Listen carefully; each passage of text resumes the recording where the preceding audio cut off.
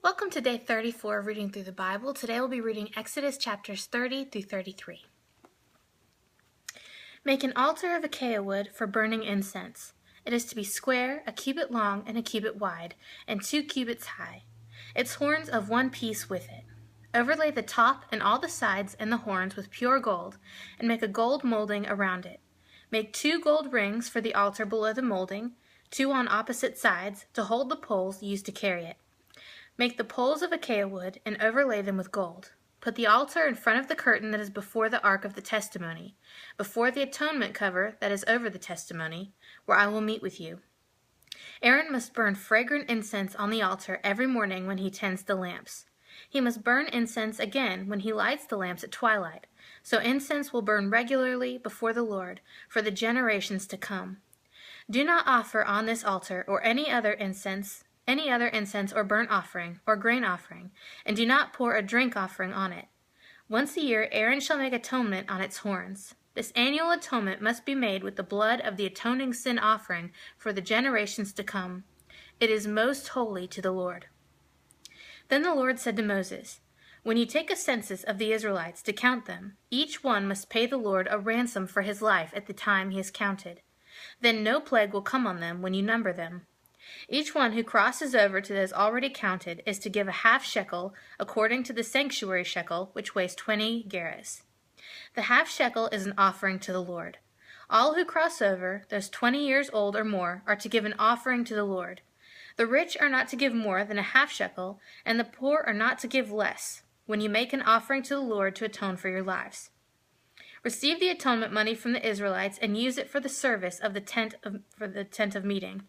It will be a memorial for the Israelites before the Lord, making atonement for your lives."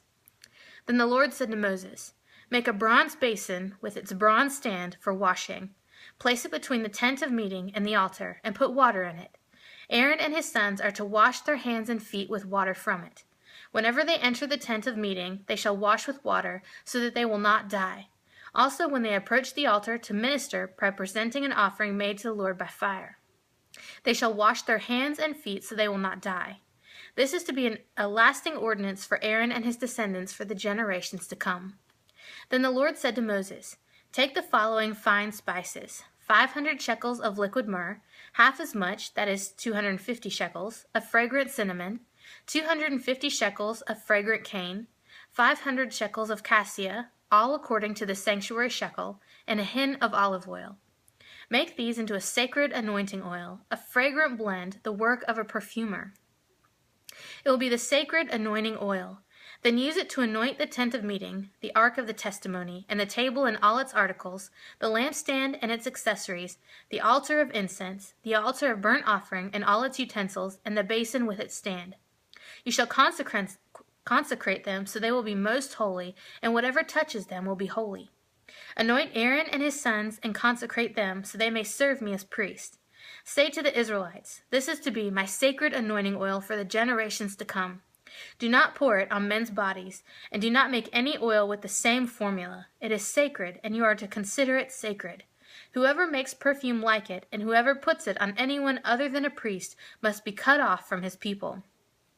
Then the Lord said to Moses, "Take fragrant spices, gum, resin, onycha, and galbanum, and pure frankincense, all in equal amounts, and make a fragrant blend of incense, the work of a perfumer. It is to be salted and pure and sacred. Grind some of it to powder and place it in front of the testimony in the tent of meeting, where I will meet with you. It shall be most holy to you. Do not make any incense with this formula for yourselves. Consider it holy to the Lord. Whoever makes any like it to enjoy its fragrance must be cut off from his people." Then the Lord said to Moses, "See, I have chosen Bezalel, son of Uri, and son of Hur, of the tribe of Judah, and I have filled him with the Spirit of God, with skill, ability, and knowledge in all kinds of crafts, to make artistic designs for work in gold, silver, and bronze, to cut and set stones, to work in wood, and to engage in all kinds of craftsmanship. Moreover, I have appointed Oholiab, son of Ahisamach, of the tribe of Dan, to help him. Also I have given skill to all the craftsmen to make everything I have commanded you.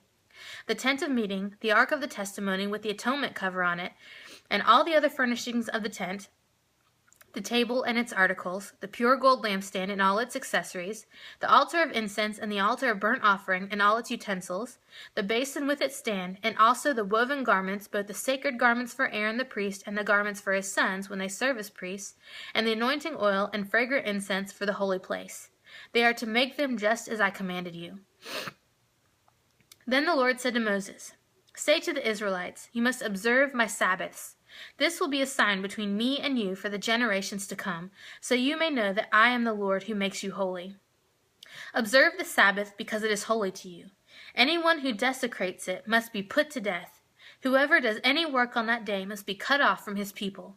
For 6 days work is to be done, but the 7th day is a Sabbath day of rest, holy to the Lord. Whoever does any work on the Sabbath day must be put to death.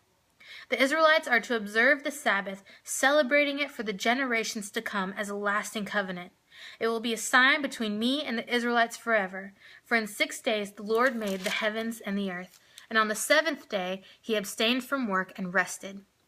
When the Lord finished speaking to Moses on Mount Sinai, he gave him the 2 tablets of the testimony, the tablets of stone inscribed by the finger of God. When the people saw that Moses was so long in coming down from the mountain, they gathered around Aaron and said, "Come, make us gods who will go before us. As for this fellow Moses who brought us up out of Egypt, we don't know what has happened to him." Aaron answered them, "Take off the gold earrings that your wives, your sons, and your daughters are wearing, and bring them to me." So all the people took off their earrings and brought them to Aaron. He took what they handed him and made it into an idol cast in the shape of a calf, fashioning it with a tool. Then he said, "These are your gods, O Israel, who brought you up out of Egypt." When Aaron saw this, he built an altar in front of the calf and announced, "Tomorrow there will be a festival to the Lord." So the next day the people rose early and sacrificed burnt offerings and presented fellowship offerings. Afterward they sat down to eat and drink and got up to go indulge in revelry. Then the Lord said to Moses, "Go down, because your people, whom you brought up out of Egypt, have become corrupt. They have been quick to turn away from what I commanded them, and have made themselves an idol cast in the shape of a calf. They have bowed down to it and sacrificed to it, and have said, 'These are your gods, O Israel, who brought you up out of Egypt.' I have seen these people," the Lord said to Moses, "and they are a stiff-necked people. Now leave me alone so that my anger may burn against them, and that I may destroy them. Then I will make you into a great nation." But Moses sought the favor of the Lord his God. "O Lord," he said, "why should your anger burn against your people, whom you brought out of Egypt with great power and a mighty hand? Why should the Egyptians say it was with evil intent that he brought them out, to kill them in the mountains and to wipe them off the face of the earth? Turn from your fierce anger, relent, and do not bring disaster on your people. Remember your servants Abraham, Isaac, and Israel, to whom you swore by your own self, 'I will make your descendants as numerous as the stars in the sky, and I will give your descendants all this land I promised them, and it will be their inheritance forever.' Then the Lord relented and did not bring on his people the disaster he had threatened. Moses turned and went down the mountain with the 2 tablets of the testimony in his hands.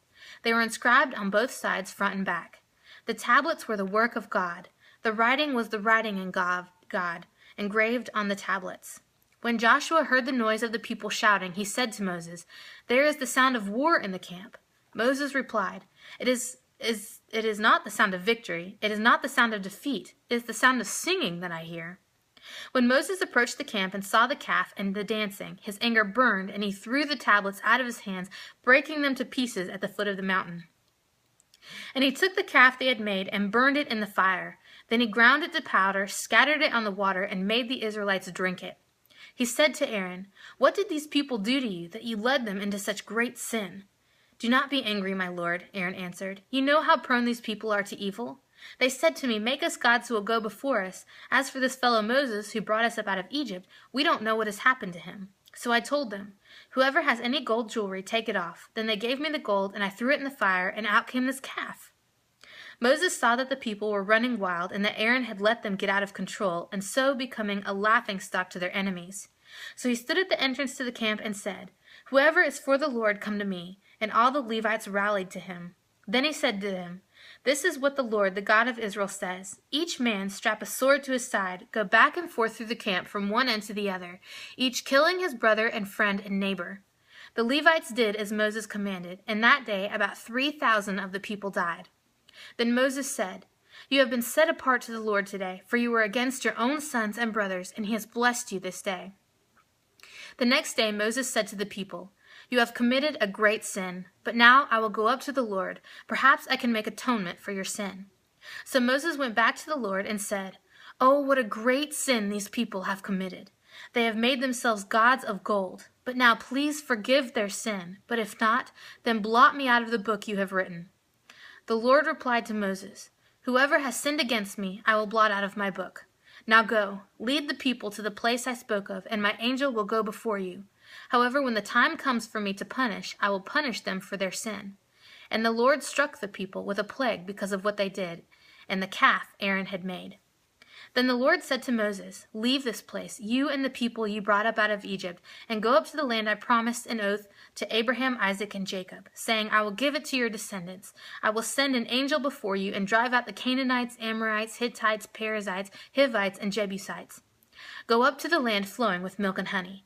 But I will not go with you, because you are a stiff-necked people, and I might destroy you on the way." When the people heard these distressing words, they began to mourn, and no one put on any ornaments.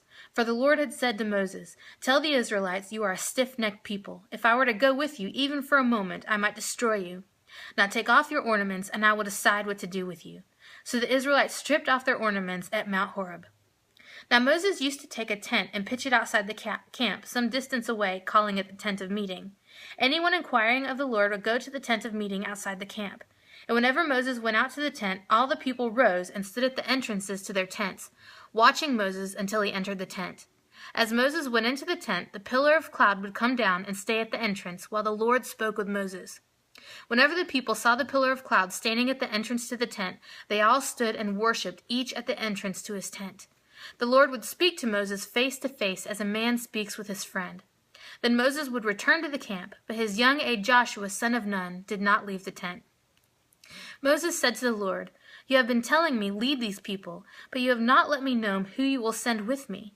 You have said, I know you by name, and you have found favor with me. If you are pleased with me, teach me your ways so I may know you and continue to find favor with you. Remember that this nation is your people." The Lord replied, "My presence will go with you, and I will give you rest." Then Moses said to him, "If your presence does not go with us, do not send us up from here. How will anyone know that you are pleased with me and with your people unless you go with us? What else will distinguish me and your people from all the other people on the face of the earth?" And the Lord said to Moses, "I will do the very thing you have asked, because I am pleased with you and I know you by name." Then Moses said, "Now show me your glory." And the Lord said, "I will cause all my goodness to pass in front of you, and I will proclaim my name, the Lord, in your presence. I will have mercy on whom I will have mercy, and I will have compassion on whom I will have compassion." But he said, "You cannot see my face, for no one may see me and live."